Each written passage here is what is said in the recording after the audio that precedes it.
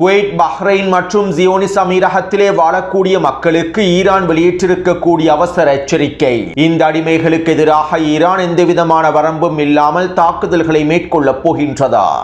ஈரானுக்கு எதிராக அமெரிக்கா மேற்கொண்டு வரக்கூடிய உச்சக்கட்ட தாக்குதல்களும் பொளந்து கட்டும் ஈரானும் 24 மணித்தியாலத்திற்குள்ளே இன்னும் ஒரு ஆச்சரிய தாக்குதலை மேற்கொண்டு அமெரிக்க அதிகாரிகளையும் சிப்பாய்களையும் கொத்து கொத்தாக தட்டி தூக்கி இருக்கக்கூடிய ஈரானிய கடற்படையினர்.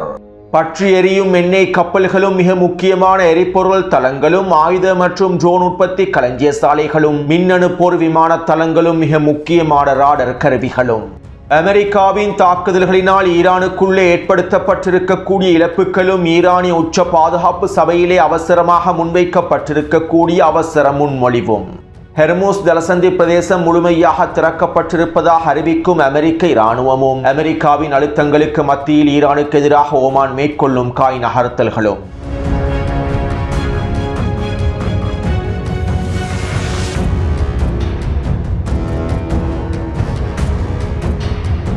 அமெரிக்க செனட்டர் லின்சே கிரஹாமினுடைய ஆன்மா இந்த உலகை விட்டு பிரிவதற்கு முன்பு மரண பயத்தில் சிக்கித் தவிக்கும் டொனால்ட் ட்ரம்பினுடைய ஆன்மா லின்சே கிரஹாமுக்கு தொலைபேசி அழைப்பொன்றை ஏற்படுத்தியுள்ளது. இந்த தொலைபேசி அழைப்பின் போது டொனால்ட் ட்ரம்ப் ஈரானுக்கு எதிரான அடுத்த கட்ட தாக்குதல்களை வீரியமாக ஆரம்பிக்கப் போவதாகவும், ஈரானை தரைமட்டமாக்குவதற்கான வேலை திட்டத்திலே தான் முழுமையாக களமிறங்கி இருப்பதாக டொனால்ட் ட்ரம்பினுடைய ஆன்மா லின்சே கிரஹாமிடம் தெரிவித்துள்ளது. மேலும் அவசரமாக நீங்கள் எழுந்து வர வேண்டும் என்றும், நாங்கள் ஒன்றினை ஈரானை முழுமையாக முடிக்க வேண்டும் என்றும் டொனால்ட் ட்ரம்ப் தெரிவித்துள்ளார். இதன்போது லின்சே கிரஹாமினுடைய ஆன்மா இவ்வாறு தெரிவித்துள்ளது: நான் தற்போது இறக்கப் போவதில்லை. நான் முடிக்க வேண்டிய பல விடயங்கள் இன்னும் இருக்கின்றன. ரஷ்யாவுக்கு எதிரான அடுத்த கட்ட பொருளாதார தடைகளை பற்றி சிந்திக்க வேண்டும். ஈரானினுடைய விவகாரத்தை முழுமையாக முடிக்க வேண்டும். ஈரானை தரைமட்டமாக்கி அழித்து விட வேண்டும். அதே போன்று சவுதி அரேபியாவுக்கும் இஸ்ரேலுக்கும் இடையில் இயல்பாக்கத்தை அவசரமாக ஏற்படுத்த வேண்டும். சவுதி அரேபியாவுக்கும் இஸ்ரேலுக்கும் இடையிலான உறவுகளை உத்தியோகபூர்வமாக அறிவிக்க வேண்டும் என லின்சே கிரஹாமினுடைய ஆன்மா தெரிவித்துள்ளது. டொனால்ட் ட்ரம்பினுடைய இந்த தொலைபேசி அழைப்புக்கு பின்பே லின்சே கிரஹாமினுடைய ஆன்மா இந்த உலகை விட்டு பிரிந்திருப்பதாகவும் தெரிவிக்கப்படுகின்றது. அத்தோடு நேற்று மாலை டொனால்ட் ட்ரம்ப் ஊடகம் ஒன்றுக்கு இவ்வாறு தெரிவித்தார்: நாங்கள் ஈரானியர்களோடு கடந்த சில நாட்களாக பேச்சுவார்த்தைகளை மேற்கொண்டோம். அவர்கள் ஒரு ஒப்பந்தத்திற்கு ஒப்புக்கொண்டார்கள். அது எங்களுக்கு கச்சிதமான ஒப்பந்தமாகவே அமைந்திருந்தது. இந்த ஒப்பந்தத்தின் மூலமாக ஈரான் அணு ஆயுதங்களை பெற்றுக் கொள்ளாது. எதனையும் ஈரான் பெற்றுக் கொள்ளாது. மேலும் குறித்த ஒப்பந்தத்திற்கு அமைவாக அவர்கள் அனைத்தையும் கைவிட்டார்கள். பிறகு அவர்கள் அறையை விட்டு வெளியே சென்று எங்களுடைய கப்பல்களுக்கு எதிராக தாக்குதல்களை மேற்கொண்டார்கள்.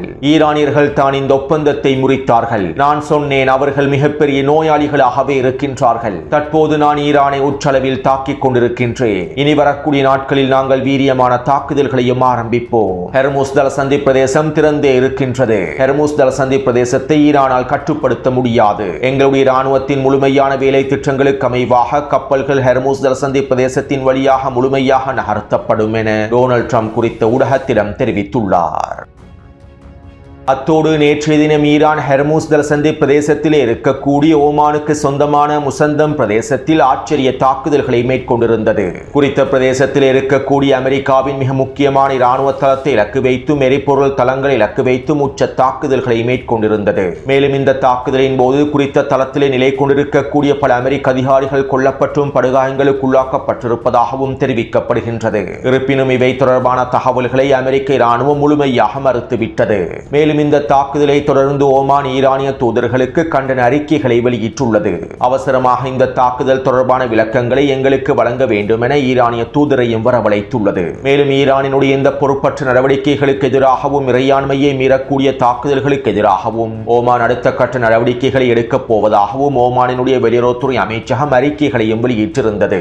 அத்தோடு நேற்றைய தினம் ஈரான் மேற்கொண்டிருந்த ஆச்சரிய தாக்குதலில் அமெரிக்காவினுடைய போர்க்கப்பலுக்கு சொந்தமான சிறிய நாசகார போர்க்கப்பல் ஒன்று இலக்கு வைக்கப்பட்டுள்ளது. அதாவது ஹெர்மூஸ் ஜலசந்தி பிரதேசத்திற்கு அருகாமையில் இருக்கக்கூடிய ஓமானின் டுகும் துறைமுகத்தில் ரகசியமாக அமெரிக்காவின் சிறிய போர்க்கப்பல் ஒன்று நிலை கொண்டுள்ளது. எண்ணெய் கப்பல்களோடும் சரக்கு கப்பல்களோடும் குறித்த போர்க்கப்பலை களமிறக்கியுள்ளார்கள். மேலும் ஓமானின் துறைமுகத்திலே ரகசியமாக நிலை கொண்டிருந்த குறித்த சிறிய போர்க்கப்பலை இலக்கு வைத்தும் ஈரான் தாக்குதல்களை மேற்கொண்டுள்ளது. இந்த தாக்குதலினால் குறித்த போர்க்கப்பல் சேதமடைந்திருப்பது செயற்கைக்கோள் புகைப்படத்திலே உறுதி செய்யப்பட்டுள்ளது. கடந்த 2 நாட்களுக்கு முன்பு ஹெர்மூஸ் ஜலசந்தி பிரதேசத்திலே ஓமான் ஓமானிய கடற்பகுதியில் கருகாமையில் புதிய வழித்தடம் ஒன்றையும் அமெரிக்காவும் ஓமானும் ஒன்றிணைந்து அமைத்திருந்தார்கள். இந்த வழித்தடத்தை அமைத்து குறித்த வழித்தடத்தின் மூலமாக எண்ணெய் கப்பல்களையும் சரக்கு கப்பல்களையும் நகர்த்துவதற்கு இந்த சிறிய போர்க்கப்பலையும் ரகசியமாக களமிறக்கியுள்ளார்கள். இருப்பினும் தற்போது குறித்த சிறிய போர்க்கப்பலானது சேதமடைந்து பின்வாங்கி இருப்பதாகவும் தெரிவிக்கப்படுகின்றது. அத்தோடு நேற்று மாலை ஈரானிய IRGC இராணுவத்தினர் மீண்டும் அவசர செய்திகளை வெளியிட்டிருந்தார்கள். ஹெர்முஸ் ஜலசந்தி பிரதேசமானது முழுமையாக மூடப்பட்டுள்ளது. எந்த ஒரு கப்பலும் ஹெர்முஸ் ஜலசந்தி பிரதேசத்தை கடப்பதற்கு முயற்சி செய்ய வேண்டாம். முயற்சி செய்யக்கூடிய ஒவ்வொரு கப்பல்களை இலக்கு வைத்தும் நாங்கள் உச்ச தாக்குதல்களை மேற்கொள்வோம். ஒவ்வொரு கப்பலையும் நாங்கள் ஹெர்முஸ் ஜலசந்தி பிரதேசத்திலே முழுமையாக புதைத்து விடுவோம் என ஈரானிய IRGC கடற்படையினர் அதிரடியான எச்சரிக்கைகளை வெளியிட்டார்கள். இதைத் தொடர்ந்து அமெரிக்க மத்திய கட்டளை தளம் ஹெர்முஸ் ஜலசந்தி பிரதேசமானது மூடப்படவில்லை. ஹெர்முஸ் ஜலசந்தி பிரதேசம் திறக்கப்பட்டுதான் காணப்படுகின்றது. நாங்கள் ஈரானுக்கு எதிரான தாக்குதல்களை தொடர்ச்சியாக மேற்கொள்ளப் போகின்றோம். ஹெர்முஸ் ஜலசந்தி பிரதேசத்தின் வழியாக அனைத்து கப்பல்களையும் பாதுகாப்பாக நகர்த்துவதற்காக எங்களுடைய விமானப்படைகளும் கடற்படைகளும் முழுமையாக களமிறக்கப்பட்டுள்ளது என அமெரிக்க மத்திய கட்டளை தளமானது தொடர்ச்சியான அறிக்கைகளை வெளியிட்டது. அதாவது ஹெர்முஸ் ஜலசந்தி பிரதேசம் முழுமையாக இழுத்து மூடப்பட்டுள்ளது என்கின்ற விடயத்தினை டொனால்ட் ட்ரம்பும் அவருடைய நிர்வாகமும் கேட்பதற்கு விரும்பவில்லை. ஹெர்முஸ் ஜலசந்தி பிரதேசத்தினை ஈரான் முழுமையாக இழுத்து முடிவிட்டது என்கின்றதனை அமெரிக்கா ஏற்றுக்கொண்டால் ஹெர்முஸ் ஜலசந்தி பிரதேசம் இழுத்து மூடப்பட்டுள்ளதனால் நாங்கள் அவற்றை முற்றுகையிட்டுள்ளோம் என்று அமெரிக்கா கூறினால் சர்வதேச சந்தையில் எண்ணெய் விலையானது அதிகரித்துவிடும். மேலும் அமெரிக்காவின் பங்கு சந்தையிலும் மிகப்பெரிய தாக்கம் ஏற்படுத்தப்பட்டுவிடும். இதன் விளைவாகவே டொனால்ட் ட்ரம்பும் ஹெர்முஸ் ஜலசந்தி பிரதேசம் தொடர்பாக ஊடகங்களுக்கு கருத்துக்களை தெரிவிப்பதற்கு முன்வரவில்லை. அமெரிக்க மத்திய கட்டளை தளமும் தொடர்ச்சியாக ஹெர்முஸ் ஜலசந்தி பிரதேசம் திறந்தே காணப்படுகின்றது என்கின்ற பிரச்சாரங்களையே ஊடகங்கள் வாயிலாக மேற்கொண்டு வருகின்றது. இருப்பினும் ஈரானினுடைய அறிவிப்புகளை தொடர்ந்து ஹெர்முஸ் ஜலசந்தி பிரதேசம் முழுமையாக மூடப்பட்டிருப்பதனாலும் போர் ஆரம்பிக்கப்பட்டிருப்பதனாலும் எந்த ஒரு கப்பலும் ஹெர்முஸ் ஜலசந்தி பிரதேசத்தை கடப்பதற்கு முயற்சி செய்யாததன் காரணத்தினாலும் எண்ணெய் விலையானது தற்போது படிப்படியாக அதிகரிக்க துவங்கிவிட்டது. கடந்த 12 மணித்தியாலங்களுக்குள் மாத்திரம் எண்ணெய் விலையானது $8 அதிகரித்திருப்பதாகவும் தெரிவிக்கப்படுகின்றது. அத்தோடு ஈரானிய IRGC கடற்படை தளபதிகளில் ஒருவர் ஈரானிய ஊடகத்திடம் இவ்வாறு தெரிவித்தார். ஹெர்முஸ் ஜலசந்தி பிரதேசத்தினை கட்டுப்படுத்துவதற்காக நாங்கள் ஓமானோடு பேச்சுவார்த்தைகளை மேற்கொண்டோம். நியாயமான முறையில் நடந்து கொள்ள வேண்டும் என்பதற்காகவே ஓமானிய தலைவர்களோடும் நாங்கள் பேச்சுவார்த்தைகளை மேற்கொண்டோம். ஆனால் புரிந்துணர்வு ஒப்பந்தத்தை மீறி ஹெர்முஸ் ஜலசந்தி பிரதேசத்திலே புதிய வழித்தடங்களை நிறுவுவதற்கான வேலை திட்டங்கள் மறைமுகமாக மேற்கொள்ளப்பட்டுள்ளன. இதனால் தற்போது எங்களுடைய முடிவுகள் தெளிவாகவே இருக்கின்றது. ஓமான் எங்களோடு ஒத்துழைத்தாலும் சரி காவிட்டாலும் சரி ஹெர்முஸ் ஜலசந்தி பிரதேசத்தை நாங்கள் தான் முழுமையாக கட்டுப்படுத்துவோம். போருக்கு முன்பிருந்த ஹெர்முஸ் ஜலசந்தி பிரதேசத்தை யாராலும் ஏற்றுக்கொண்டு வர முடியாது. நாங்கள் உருவாக்கி இருக்கக்கூடிய வழித்தடத்தை பயன்படுத்தி தான் இதற்கு பிறகு ஹெர்முஸ் ஜலசந்தி பிரதேசத்தில் கப்பல் போக்குவரத்து நடைபெற வேண்டும். ஓமானினுடைய ஒத்துழைப்பு கிடைத்தாலும் ஒன்று, கிடைக்காவிட்டாலும் ஒன்று, அவை பற்றி நாங்கள் இனி கவலைப்பட போவதில்லை. ஒட்டுமொத்த ஹெர்முஸ் ஜலசந்தி பிரதேசத்தையும் எங்களுடைய கட்டுப்பாட்டுக்கு கீழேயே வைத்திருப்போம் என ஈரானிய தலைமை அதிகாரி ஒருவர் தெரிவித்தார். அதாவது ஈரான் ஓமானையும் கட்டிவிட்டு ஹெர்முஸ் ஜலசந்தி பிரதேசத்தை தற்போது முழுமையாக தங்களுடைய கட்டுப்பாட்டுக்குள் கொண்டு வந்துள்ளது. அத்தோடு இலங்கை நேரப்படி நேற்றிரவு 10 மணி அளவில் ஈரான் அதிரடியான இன்னும் ஒரு ஆச்சரிய தாக்குதல் ஒன்றை ஆரம்பித்திருந்தது. அதாவது குவைத் மற்றும் பஹ்ரைனினுடைய நிலப்பரப்பு ஈரானுக்கு எதிரான தாக்குதல்களுக்கு முழுமையாக பயன்படுத்தப்பட்டுள்ளது. குவைத்திலும் பஹ்ரைனிலும் இருக்கக்கூடிய அமெரிக்காவின் ஹிமாஸ் ஏவுகணை தளங்கள் மூலமாக ஈரானுக்கு எதிரான தாக்குதல்கள் மேற்கொள்ளப்பட்டிருந்தன. இதற்கமைவாகவே ஈரானிய IRGC இராணுவத்தினர் குவைத்தில் இருக்கக்கூடிய அமெரிக்காவின் ஹிமாஸ் ஏவுகணை தளத்தை இலக்கு வைத்து உச்ச தாக்குதல்களை மேற்கொண்டார்கள். அதாவது குவைத்தினுடைய தலைநகரில் இருக்கக்கூடிய ஷுவைக் துறைமுகத்தில் தான் இந்த ஹிமாஸ் ஏவுகணைகள் நிலைநிறுத்தப்பட்டுள்ளன. குறித்த துறைமுகத்தினுடைய ஒரு பகுதியில் இருந்தே ஈரானுக்கு எதிரான ஏவுகணை தாக்குதல்கள் மேற்கொள்ளப்பட்டிருந்தன. மேலும் குறித்த துறைமுகத்திலே அமெரிக்க இராணுவ கட்டளை தளமும் அமைக்கப்பட்டுள்ளது. இப்படியான நிலைமையிலேயே குறித்த தளத்தை இலக்கு வைத்தும் ஹிமாஸ் ஏவுகணை தளங்களை இலக்கு வைத்தும் ஈரான் ஆச்சரிய தாக்குதல் ஒன்றை மேற்கொண்டிருந்தது. அதிரடியாக 5க்கும் அதிகமான பாலிஸ்டிக் ஏவுகணை தாக்குதல்களையும் ட்ரோன் தாக்குதல்களையும் மேற்கொண்டிருந்தது. இந்த தாக்குதலிலே குறித்த பிரதேசத்தில் நிலை கொண்டிருக்கக்கூடிய 5க்கும் அதிகமான ஹிமாஸ் ஏவுகணை தளங்கள் முழுமையாக அளிக்கப்பட்டுள்ளன. மேலும் குறித்த பகுதியில் இருக்கக்கூடிய எரிபொருள் தளமும் முழுமையாக சிதைக்கப்பட்டுள்ளது. அது மட்டுமல்லாமல் குறித்த தளத்தை இயக்குவதற்காக களமிறக்கப்பட்டிருந்த அமெரிக்க இராணுவ அதிகாரிகளும் சிப்பாய்களும் தங்கியிருந்த பகுதியும் தரைமட்டமாக்கப்பட்டுள்ளது. இதன்போது குறித்த பிரதேசத்திலே நிலை கொண்டிருந்த அமெரிக்க அதிகாரிகளும் சிப்பாய்களும் கொத்து கொத்தாக தட்டி தூக்கப்பட்டுள்ளார்கள். கிடைக்கப்பெற்றிருக்கக்கூடிய தகவல்களுக்கு அமைவாக ஈரானினுடைய இந்த ஆச்சரிய தாக்குதல்களில் குறைந்தது 3 அமெரிக்க அதிகாரிகள் கொல்லப்பட்டிருப்பதாகவும் 25க்கும் அதிகமான அதிகமானோர் படுகாயமடைந்திருப்பதாகவும் தெரிவிக்கப்படுகின்றது. ஒட்டுமொத்தமாக கிட்டத்தட்ட 40க்கும் அதிகமான அமெரிக்க அதிகாரிகளும் சிப்பாய்களும் கொத்தாக தட்டி தூக்கப்பட்டிருப்பதாகவே தெரிவிக்கப்படுகின்றது. இருப்பினும் இந்த தாக்குதலுக்கு பின்பு எந்தவிதமான உயிரிழப்புகளும் ஏற்படுத்தப்படவில்லை என அமெரிக்க மத்திய கட்டளை தளம் அறிக்கைகளை வெளியிட்டுள்ளது. கடந்த மார்ச் மாதம் குறித்த துறைமுகத்திற்கு அருகாமையில் ஈரான் மேற்கொண்டிருந்த தாக்குதல்களினால் 25க்கும் அதிகமான அமெரிக்க அதிகாரிகளும் சிப்பாய்களும் படுகாயமடைந்தும் கொல்லப்பட்டும் இருந்தார்கள். இருப்பினும் 40 நாள் போருக்கு பின்பு வெளியான தகவல்களுக்கு அமைவாக குறித்த பிரதேசத்திலே பல அமெரிக்க அதிகாரிகள் கொல்லப்பட்டுள்ளார்கள் என்பது உறுதி செய்யப்பட்டிருந்தது. எனவே இப்படியான நிலைமையில் தான் நேற்றிரவு ஈரான் மேற்கொண்டிருக்கக்கூடிய தாக்குதல்களில் குறித்த பகுதியில் இருக்கக்கூடிய அமெரிக்க அதிகாரிகளும் சிப்பாய்களும் கொத்தாக அளிக்கப்பட்டுள்ளார்கள். இந்த தாக்குதலை தொடர்ந்து அமெரிக்கா ஈரானினுடைய கெஷம் தீவை இலக்கு வைத்து உச்ச தாக்குதல்களை மேற்கொண்டிருந்தது. கெஷம் தீவில் இருக்கக்கூடிய மிக முக்கியமான எரிபொருள் தளத்தை இலக்கு வைத்து இந்த தாக்குதல் மேற்கொள்ளப்பட்டிருப்பதாகவும் குறிப்பிடப்படுகின்றது. மேலும் இவை தொடர்பான காணொலிகளை டெலிகிராம் சேனலில் பதிவிட்டுள்ளேன். இதைத் தொடர்ந்து ஹெர்முஸ் ஜலசந்தி பிரதேசத்திலே ஈரானிய கடற்படையினருக்கும் அமெரிக்க கடற்படையினருக்கும் இடையிலே நேரடி மோதல்கள் நடைபெற்றன. நேற்றிரவு கிட்டத்தட்ட 3 மணித்தியாலங்களுக்கு மேலாக இரு தரப்பு கடற்படையினரும் உச்ச மோதல்களில் ஈடுபட்டிருந்தார்கள். இதன்போது அமெரிக்க போர்க்கப்பல்களை இலக்கு வைத்து ஈரான் உச்ச தாக்குதல்களை மேற்கொண்டிருந்தது. ஓமான் வளைகுடா எல்லை பிரதேசத்திலே அமெரிக்காவினுடைய ஆப்ரஹாம் லிங்கன் போர்க்கப்பலும் ஜார்ஜ் டபிள்யூ புஷ் போர்க்கப்பலும் நிலை கொண்டுள்ளன. இந்த போர்க்கப்பல்களுக்கு கீழால் கிட்டத்தட்ட 22க்கும் அதிகமான சிறிய போர்க்கப்பல்கள் நிலை கொண்டுள்ளன. இந்த சிறிய போர்க்கப்பல்களை இலக்கு வைத்து ஈரான் தொடர்ச்சியான தாக்குதல்களை மேற்கொண்டு வருகின்றது. மேலும் இந்த தாக்குதலினால் குறைந்தது 2 சிறிய போர்க்கப்பல்கள் இலக்கு வைக்கப்பட்டிருப்பதாகவும் சேதங்கள் ஏற்படுத்தப்பட்டிருப்பதாகவும் தெரிவிக்கப்படுகின்றது. அத்தோடு இந்த தாக்குதல்களுக்கு மத்திய ஈரான் குர்திஸ்தான் பிரதேசத்தில் இருக்கக்கூடிய குர்திஸ் பிரிவினைவாதிகளையும் பயங்கரவாதிகளையும் இலக்கு வைத்தும் அதனுடைய தளங்களை இலக்கு வைத்தும் ஏவுகணை மற்றும் ட்ரோன் தாக்குதல்களையும் மேற்கொண்டிருந்தது. கிட்டத்தட்ட 20க்கும் அதிகமான ஏவுகணை மற்றும் ட்ரோன் தாக்குதல்கள் மேற்கொள்ளப்பட்டிருந்தன. குர்திஸ்தானினுடைய தலைநகரான ஏபில் பிரதேசத்தில் 3 வெடிப்புகளும் சுலைமானியா பிரதேசத்தில் 5 வெடிப்புகளும் பதிவாகியுள்ளன. மேலும் இந்த தாக்குதலிலும் டசன் கணக்கான குர்திஸ் பிரிவினைவாதிகளும் பயங்கரவாதிகளும் கொத்தாக அளிக்கப்பட்டிருப்பதாகவும் தெரிவிக்கப்படுகின்றது.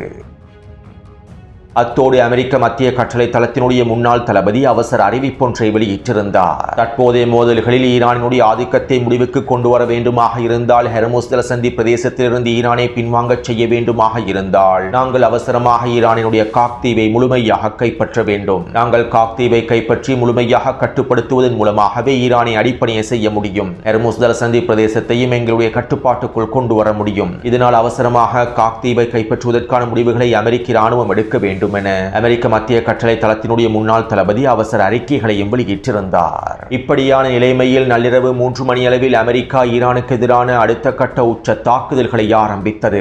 சவுதி அரேபியாவினுடைய வான்பரப்பை முழுமையாக பயன்படுத்தி சவுதி அரேபியாவிலும் கத்தாருடைய தளங்களிலும் இருக்கக்கூடிய எரிபொருள் நிரப்பு விமானங்களை முழுமையாக பயன்படுத்தி ஐக்கிய அரபு அமீரகம் பஹ்ரைன் மற்றும் குவைட்டில் இருக்கக்கூடிய மின்னணு போர் விமானங்களையும் முழுமையாக பயன்படுத்திய இந்த உச்ச தாக்குதல்களை அமெரிக்கா ஈரானுக்கு எதிராக ஆரம்பித்தது. ஒட்டுமொத்த அடிமை அரபுகளின் முழுமையான ஆதரவோடுமே ஈரானுக்கு எதிரான இந்த தாக்குதல்கள் ஆரம்பிக்கப்பட்டன. இதன் ஆரம்பமாக ஈரானினுடைய தீவுகளை இலக்கு வைத்து உச்ச தாக்குதல்கள் மேற்கொள்ளப்பட்டன. கெஷம் தீவை இலக்கு வைத்தும் சிரிக் தீவை இலக்கு வைத்தும் குறித்த தீவில் இருக்கக்கூடிய வான் பாதுகாப்பு அமைப்புகளை இலக்கு வைத்தும் மிக முக்கியமான தொலைத்தொடர்பு வலையமைப்பு சாதனங்களை இலக்கு வைத்தும் தாக்குதல்கள் மேற்கொள்ளப்பட்டிருந்தன.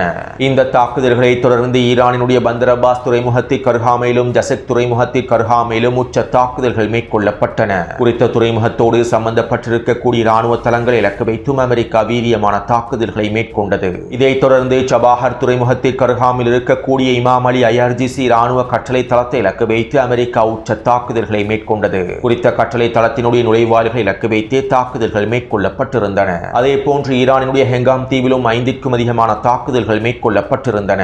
அதே போன்று ஈரானின் புஷேர் மாகாணத்தில் 5க்கும் அதிகமான வெடிப்புகள் பதிவாகியிருந்தன. குறித்த பகுதியில் இருக்கக்கூடிய கடற்படை தளத்தை இலக்கு வைத்து அமெரிக்கா உச்ச தாக்குதல்களை மேற்கொண்டிருந்தது. அதே போன்று ஈரானின் அஹவாஸ் பிரதேசத்திலும் கூசஸ்தான் பிரதேசத்திலும் இருக்கக்கூடிய மிக முக்கியமான இராணுவ கட்டளை தளங்களை இலக்கு வைத்து உச்ச தாக்குதல்கள் மேற்கொள்ளப்பட்டன. தெஹ்ரானினுடைய மேற்கு பிரதேசத்தை இலக்கு வைத்தும் தாக்குதல்கள் மேற்கொள்ளப்பட்டிருந்தன. கிட்டத்தட்ட ஈரானினுடைய 8க்கும் அதிகமான இராணுவ தளங்களை இலக்கு வைத்து தாக்குதல்கள் மேற்கொள்ளப்பட்டிருந்தன. அத்தோடு அமெரிக்காவினால் இந்த இராணுவ தளங்களின் நுழைவாயில்களை இலக்கு வைத்தே தாக்குதல்களை மேற்கொள்ள முடியும். 40 நாள் போரின் போதும் குறித்த இராணுவ தளங்களுக்கு எதிராக அமெரிக்கா உச்ச தாக்குதல்களை மேற்கொண்டிருந்தது. இருப்பினும் அவை அனைத்தையும் ஈரான் முழுமையாக மீட்டெடுத்து விட்டது. இராணுவ தளங்களுடைய நுழைவாயில்களை இலக்கு வைத்து மாத்திரமே அமெரிக்காவினால் தாக்குதல்களை மேற்கொள்ள முடியும். மேலும் 12 மணித்தியாலத்திற்குள் இந்த நுழைவாயில்களை ஈரான் முழுமையாக சரி செய்துவிடும். 40 நாள் போரின் போது இவை தொடர்பான பல முக்கியமான தகவல்களை நான் காணொலிகளில் தெரிவித்திருந்தேன். எனவே இப்படியான நிலைமையிலேயே தற்போதும் அமெரிக்கா ஈரானுடைய இராணுவ கட்டளை தளங்களின் நுழைவாயில்களை இலக்கு வைத்து தொடர்ச்சியான தாக்குதல்களை மேற்கொண்டு வருகின்றது. குறித்த வரைபடத்திலே காண்பிக்கப்பட்டிருக்கக்கூடிய பிரதேசங்களிலேயே அமெரிக்கா கிட்டத்தட்ட 2 மணித்தியாலங்களுக்கு மேலாக தொடர்ச்சியான தாக்குதல்களை மேற்கொண்டிருந்தது. அத்தோடு அமெரிக்காவினுடைய இந்த உச்ச தாக்குதல்கள் மேற்கொள்ளப்பட்டு வரக்கூடிய சந்தர்ப்பத்தில் அமெரிக்காவினுடைய போர்க்கப்பல்கள் ஒன்றிணைந்து ஹெர்முஸ் ஜலசந்தி பிரதேசத்தின் வழியாக எண்ணெய் கப்பல்களையும் சரக்கு கப்பல்களையும் மீட்டெடுப்பதற்கு முயற்சி செய்தன. ஈரானுக்கு எதிரான தாக்குதல்கள் நடைபெற்று வரக்கூடிய சந்தர்ப்பத்தில் எண்ணெய் கப்பல்களையும் சரக்கு கப்பல்களையும் மீட்டெடுக்க முடியுமா என முயற்சி செய்துள்ளார்கள். இருப்பினும் இவ்வாறு அமெரிக்க போர்க்கப்பல்கள் ஒன்றிணைந்து எண்ணெய் கப்பல்களையும் சரக்கு கப்பல்களையும் மீட்டெடுப்பதற்கு முயற்சி செய்யும் சந்தர்ப்பத்தில் ஈரானிய வேகப்படைகள் அதிரடியாக களமிறங்கி குறித்த எண்ணெய் கப்பல்களுக்கு எதிராகவும் சரக்கு கப்பல்களுக்கு எதிராகவும் தாக்குதல்களை மேற்கொண்டிருந்தன. கிட்டத்தட்ட 3க்கும் அதிகமான கப்பல்கள் இதன்போது இலக்கு வைக்கப்பட்டிருந்ததாகவும் அவை அனைத்தும் தற்போது ஹெர்முஸ் ஜலசந்தி பிரதேசத்திற்கு அருகாமையில் தீப்பற்றி எரிந்து கொண்டிருப்பதாகவும் தெரிவிக்கப்படுகின்றது. இதைத் தொடர்ந்து அமெரிக்க போர்க்கப்பல்கள் இந்த முயற்சிகளையும் கைவிட்டார்கள். அத்தோடு அமெரிக்காவினுடைய இந்த உச்ச தாக்குதல்கள் நடைபெற்றுக் கொண்டிருக்கக்கூடிய வேளையில் ஈரானிய உச்ச தேசிய பாதுகாப்பு சபையில் அவசர முன்மொழிவு ஒன்று முன்வைக்கப்பட்டது. ஈரானுக்குள்ளே அமெரிக்கா மேற்கொள்ளக்கூடிய ஒவ்வொரு தாக்குதல்களுக்கும் படுகொலை தாக்குதல்களுக்கும் உச்ச பதிலடிகளை வழங்குவதற்கான முழுமையான அனுமதியை வழங்குமாறு முன்மொழிவுகள் முன்வைக்கப்பட்டிருந்தன. அதாவது தற்போது ஈரான் மேற்கொண்டு வரக்கூடிய தாக்குதல்களை அடுத்த கட்டத்தை நோக்கி நகர்த்துவதற்கும் உச்ச பதிலடி தாக்குதல்களை மேற்கொள்வதற்கும் எந்தவிதமான வரம்பும் இல்லாமல் தாக்குதல்களை மேற்கொள்வதற்கான அனுமதியை ஈரானிய உச்ச தேசிய பாதுகாப்பு சபையே வழங்க வேண்டும். இதற்கமைவாகவே உச்ச தேசிய பாதுகாப்பு சபையில் ஈரானிய இராணுவ தலைமைகள் அவசரமாக இந்த முன்மொழிவை முன்வைத்துள்ளார்கள். அத்தோடு 40 நாள் போருக்கு பின்பு அமெரிக்கா ஈரானுக்கு எதிராக மேற்கொண்டிருக்கக்கூடிய உச்ச தாக்குதல்களாக தற்போதைய தாக்குதல்களை அடையாளப்படுத்தப்பட்டுள்ளன. 2 மணித்தியாலங்களுக்குள் அமெரிக்கா ஈரானுக்குள்ளே உச்ச தாக்குதல்களையே மேற்கொண்டிருந்தது.